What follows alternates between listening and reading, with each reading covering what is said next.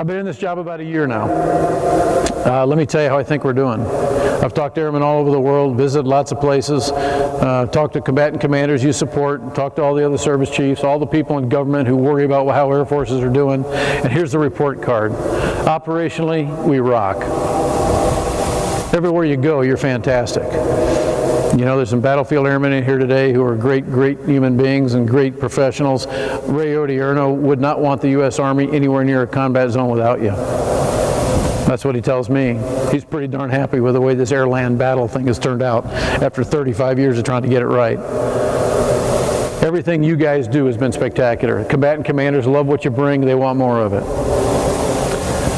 We've been doing this for 22 years, going on 23 years now, though, and you're a little tired. We're not tired like the Army and the Marine Corps are. They're traumatically tired. You know, I mentioned battlefield airmen. We've got some groups inside our Air Force, battlefield airmen, our special operators, EOD, cops who do a lot of outside the wire stuff, who've been traumatized much like the Army and the Marine Corps have been, with lots of things left over from wounded warrior care to TBI to PTSD, those kind of things that really traumatize a force. But the bigger Air Force in general is just tired, not traumatized. Maybe more importantly, your families are tired. Most of you have never known anything but deployments. That's all you know. You didn't grow up in a peacetime Air Force like I did, where we went TDY if we flew airplanes, or if you did maintenance on airplanes. Other people didn't go TDY. Very rarely went TDY. Installations stayed home. Units deployed, typically flying units. So the world is different that you've grown up in than the one I grew up in, and it's going to be different as we change back to that model. And you've got questions about how's that going to look. And now you got questions about, does my mission continue? How many people are going to cut from the Air Force? Does it impact me? We're cutting support for family programs. How does that impact my kids, my spouse? All these things are kind of in the back of your mind. And now you're worried about retirement pay, BAH, tuition assistance, lots of question marks. And you're not getting enough answers, so you're frustrated too. That's kind of how I see us. So let me talk about how I think we move forward and the keys to success. And it's not that cosmic, I don't think. The first key to success is common sense. It has to be the first standard we apply to everything. So if you get any problem in front of you and you start looking at the issue and you decide that the rules, the AFI, the policy letter, the guidance you got doesn't agree with common sense, then the rules, the guidance, the policy letter, and the AFI are wrong. Let's change them. Make common sense the first standard you apply. If you're a supervisor out there, if you're a flight chief, a flight commander, if you're a commander or a command chief, and you see your people doing something that doesn't make the mission better, if they're spending their time doing stuff that doesn't make them professionally or personally better, if it doesn't take better care of their family, doesn't take better care of your equipment, then quit doing it. Just stop. And tell your boss that you're done. And if somebody in your chain of command can give you the logic for starting it up again, go ahead and do it. If they can't, hold your ground. Have the moral courage to lead. Make decisions that benefit your people and your mission. I'm worried about this in the Air Force because I'm scared that we've got people at lots of levels who aren't comfortable making decisions they know are right because they think it somehow will negatively affect their career or somebody's perception of them.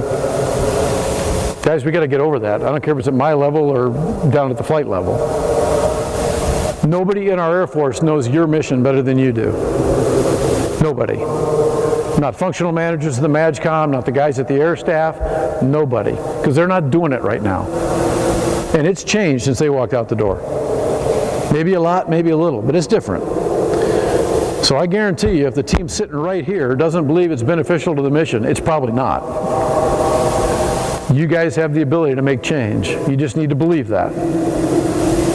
Your NAF commander sitting here, your wing commander sitting here, they're hearing the same thing. They know I mean this. We've got to think differently as an Air Force. Our young airmen are smarter, they're better trained, they're better educated than they've ever been. And all of us who are older in this business know it. So listen to them, trust them.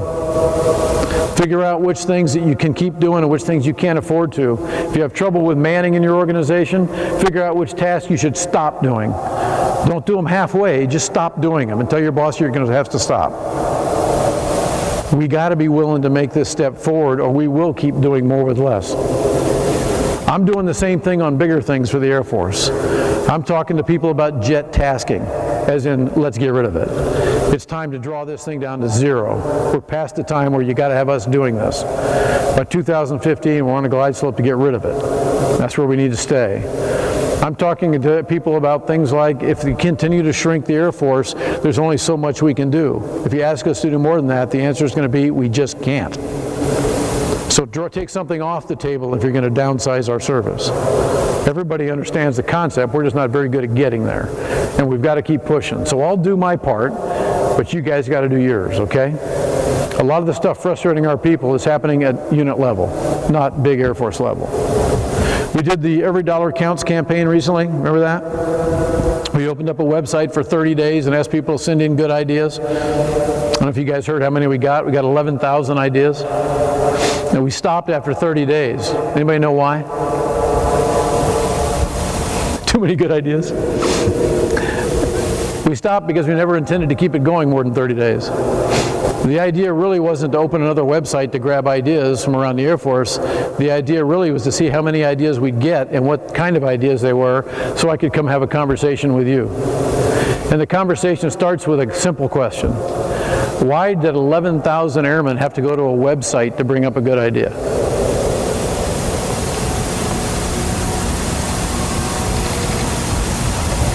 It's an interesting question. Probably 90% of those ideas are wing level and below issues. And most of them are pretty good ideas. Some of them went there because somebody had already told them no in their chain of command and they didn't like that answer. And they're not good ideas. But a lot of these are good ideas. Some of them the wing might not have the resources to implement, but if the wing commander thinks it's a great idea, he goes to the NAF commander. NAF commander goes to the PACAF commander. PACAF commander comes to me. If it's a good idea, we'll figure out how to resource it. But what I'd like you to just take away from this whole thing is what I took away. We got a lot of people with good ideas who don't know where to turn with them. When I talked to some of the airmen who submitted the ideas and I asked them, why did you submit it to the website? Here's the answer I got. Man, my supervisor really wasn't going to support me on anything that's different. And when I asked him, well, did you talk to the supervisor? The answer typically was no, I just know they wouldn't support me on anything that's different. And even if they did, my commander wouldn't approve it. They're not going to risk their career. That's the view. So whether you agree with that or not, that's what people are thinking. We got to get past that. Nothing wrong with looking one of your folks in the eye and saying, thanks for the input, it won't work, it's a bad idea. And explaining why, that's fine. But having the conversation is important. Okay? Common sense, guys. Every level, every issue, every day. Second thing we got to do better is we got to communicate better. And I'm talking big communication like me to you. One of the things we have a problem with in the Air Force is getting information out in a way that you can access quickly and helps you understand bigger decisions. Our Air Force, all you guys, are better connected to the big issues affecting us than they ever were in my day. Two-stripers ask me questions that just stop me in my tracks. Because they're hard questions and they're really big questions and I don't even know how they know it's an issue. People are connected these days.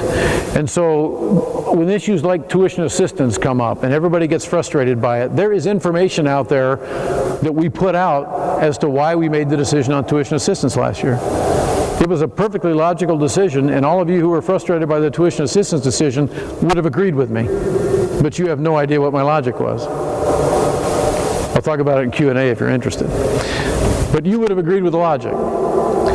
We put it out, but you never heard it. It gets stuck somewhere along the way. And we put it out through different stovepipes, through public affairs. We put it out through commanders. We put it out through command chiefs. But it doesn't get to the people who need the information. Some of it's because we don't communicate in the right ways. A lot of you don't read the base paper. You don't look at the bulletin board. You don't go to Air Force, .mil. So we're looking for any avenue we can to spread information. We're trying lots of stuff. If you have ideas, let us know. I mean, we've even drugged me kicking and screaming into the 21st century, and I'm now on Facebook and Twitter. Follow me. By the way, the first time I mentioned this on a crowd here, because we just did this like a week ago. Where's Megan? My public affairs officer, Megan Lara, you're hiding, aren't you? Yeah, she's over here. The first time I told her about this, I said, come see me, and she about had a corner. She goes, oh, don't say it that way. You have no idea what you're saying. It was so embarrassing for her. But the idea is that I can put something out in a tweet and say, hey, we just made a decision about tuition assistance. Click the link here to see the facts, instead of the rumors that you might get in some other publications or from some other people. So that's the idea. Communication is critical to us. Up and down the chain of command, big issues and small, in units and across the Air Force. So if you're responsible for sharing information, take a look at how you communicate and realize you're never going to be good enough at it. Get better. Just like I'm doing. And the third thing we got to do better in our Air Force is we got to care more. Before you get upset, I know you care. I know you care about your mission.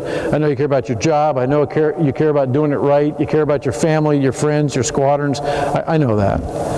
But we got to care more. For two reasons. First one is our job.